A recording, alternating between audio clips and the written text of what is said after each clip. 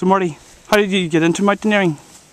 Well, I've always been interested in outdoor activities from I was a kid, you know, and we started camping whenever we were young, and it developed into when the children came along, and the family, so the children came along, we started getting them out as well. It started off with canoeing actually, we had a good club that we went canoeing with, and it developed into hill walking, and then mountaineering. And because we live in the Sperrins, which is a great area for hills, to get these conditions here is not that often, so we had to go to Scotland and done some courses to learn as much as I could about it. So went to Scotland and Tullymore up in Northern Ireland as well, and learned a lot of the skills and became a mountain leader, qualified mountain leader and rock climber.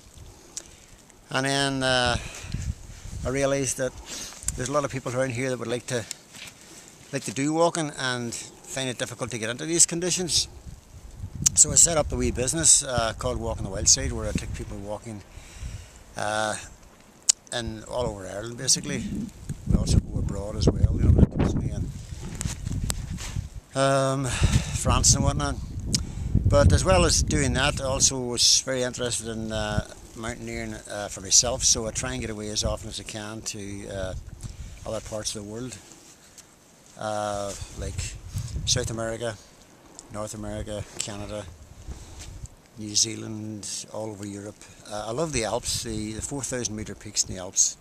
Got quite a few of them. The most famous ones is probably the Matterhorn and the Mount Blanc, which is the highest in Western Europe.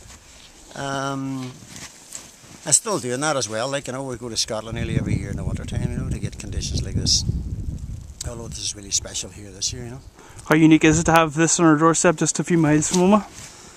Well, I haven't seen this for a long time. Not lasting as long as this. I mean, when we were kids, we were sleighing and sliding, like everybody remembers all that, but we done a lot of it. And I haven't seen this, God, I don't know, I haven't seen it in 20 years lasting as long, or the conditions is good. The conditions is actually, this snow is absolutely beautiful to walk in and to move around in, you know. It's absolutely wonderful up here. And I mean, we're only 20 minutes outside Oma in a real wonderland, you know. There's so much to be got on your back doorstep. A lot of people would see these weather conditions and use this as a reason not to go out, but you see this and see this as the ideal time to get out into the hills. Well, it is, yeah. It's like everything else. Whenever you're sitting thinking about it, you know, you can convince yourself it's not a good idea because, well, we left Oma this morning. It was fairly dreary. The streets were damp. It started to rain. You come up here, everything changes. We're in pristine, beautiful. Well, there's nobody else here, only us to enjoy this. The snow is good.